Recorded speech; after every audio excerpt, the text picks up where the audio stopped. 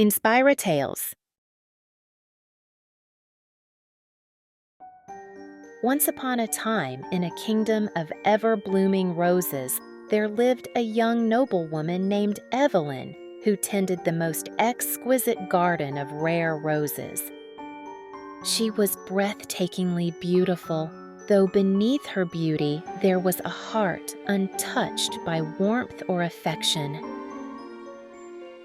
Evelyn spent her days lost in stories, tales of knights, dragons, and noble princes who braved impossible odds for love. She wished endlessly for such a prince to appear. Her wishes filled the royal rose garden, written on slips of parchment and tied to the thorny branches of the blooming trees. Hundreds of them fluttered in the wind, dreams of lives as in the fairy tales and myths. I wish for the bravest men to battle. I wish for a man to bring me the most valuable enchanted ring I to wish propose. for a knight to slay a dragon and present me I with wish its for a hidden prince treasure to conquer the whole world in my name. By her side stood her maid, Lillian, quiet, kind, and ever listening. She smiled at Evelyn's fantasies, though she knew her mistress understood little of true love. One day, a visiting prince arrived at the palace. He was everything Evelyn had dreamed of, handsome, noble, and indifferent. And because she could not have him, he became her obsession.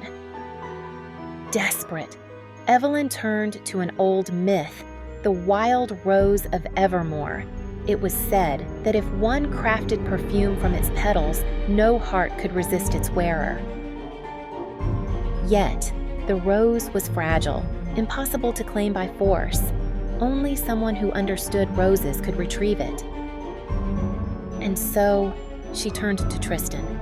He was the gardener who cared for the royal roses. He was not just a caretaker of flowers. He understood them, spoke to their very souls. He was kind, humble, and silent, yet in her eyes, he was nothing. "You are the only one who can bring me the wild rose," she told him, her voice sweet as honey. "It is my greatest dream, but only a true hero can obtain it." And so, Tristan set off, not for honor nor reward, but for her. The wild rose of Evermore grew deep within an ancient valley, hidden among monstrous thorny vines that had strangled many who dared to pass. The jewel of the enchanted forest, it was a flower many had sought, yet none had returned with it. Without hesitation, Tristan ventured into the heart of the forest, blind to everything but his love for Evelyn. As he pushed forward, the thorns grew sharper, lashing at him and cutting deep into his skin.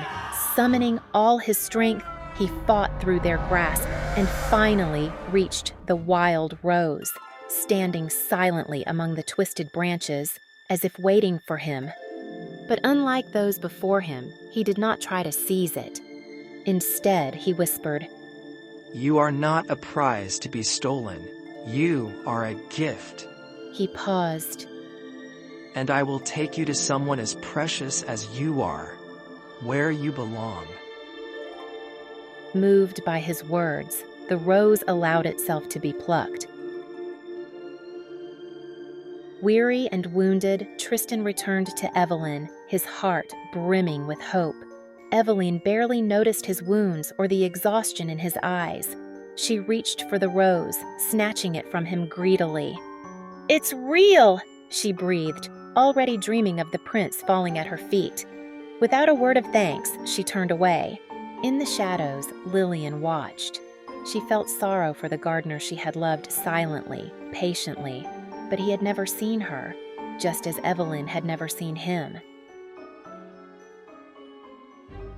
Evelyn summoned the kingdom's finest perfumers to craft the enchanted fragrance, and when she wore it, the prince finally noticed her.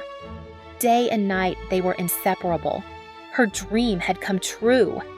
But as Lillian observed, she grew more and more uneasy. Evelyn had always chased illusions, and now she was living one. Tristan, too, saw the truth. He had been a fool to dream, just as Evelyn had. He had risked everything for a woman without a heart. In time, the cold princess and the heartless prince were wed in a grand ceremony, and for a fleeting moment, she believed she had won her fairy tale. But love cannot be stolen. Soon, the prince grew distant. He laughed at her dreams, turned away when she reached for him, and sought the attention of other women. The magic she had placed her faith in had granted her nothing. As Evelyn's world crumbled, Tristan and Lillian found their own path. Now free from her mistress's shadow, Lillian and Tristan spent more time together, their bond growing with each quiet moment. One evening, Tristan found Lillian tying a single wish onto a branch. "What did you wish for?" he asked playfully. She blushed. "Nothing." "Nothing?" She turned to him, her eyes soft. "Just a silly wish." "Well," Tristan mused, "then you're lucky if it doesn't come true. Silly dreams often come at a price." "Then perhaps it's not as silly as I thought. I hope it does come true." She gave him a shy glance and ran off. And for the first time, Tristan felt the depth of what was inside her heart. A few days later, he stood before her, holding a small pot with an indigo rose. Lillian gasped. "Is that the wild rose of Evermore?" Tristan smiled. "It is. But before I gave it to Evelyn, I took a stem and grew another." He handed it to her. "For you." Her eyes widened. "Why?" At first, he hesitated for a moment. Then his smile was warm and certain. "Because I promised the rose that I'd give it to someone as rare and precious as itself." Lillian's fingers trembled as they brushed the petals, and in that moment, she realized her not-so-silly wish had come true. "I wish that one day, when he looks at me, he sees me." Meanwhile, Evelyn sat alone. The prince was with anyone but her. One night, she awoke to find the bed empty. He was gone. Devastated, she looked into the mirror at her own pitiful reflection. Her gaze fell to the perfume bottle, the so-called magic elixir. With a cry of despair, she hurled it against the mirror. Both shattered, just like her dreams. The next day, she stood in the rose garden, staring at the roses and the wishes tied to the branches. Lies! All of them! She reached out and tore one down, then another, and another. She ripped them all away. Her dreams, her illusions, the life she had built on empty hope. The wind carried the torn petals and wishes away, past Tristan and Lillian, who stood at the garden's edge. Breathless, her hands bleeding from the thorns, Evelyn finally saw them together, love shining between them, like the fairy tales she had once dreamed of.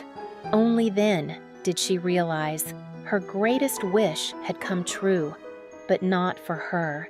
As her dreams and wishes fluttered into the skies, swept by the wind, by the storm of her anger, Evelyn felt something she had never known before: emptiness. She had lived in fairy tales, and in the end, she had written herself into a tragedy.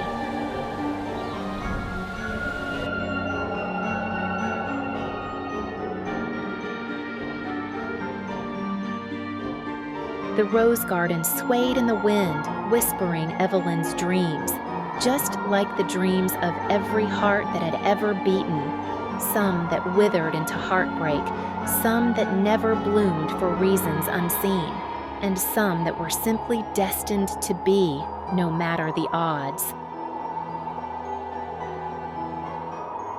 So, Be mindful of what you wish, for you never know how far the winds may carry it away. And one way or another, it may yet come true.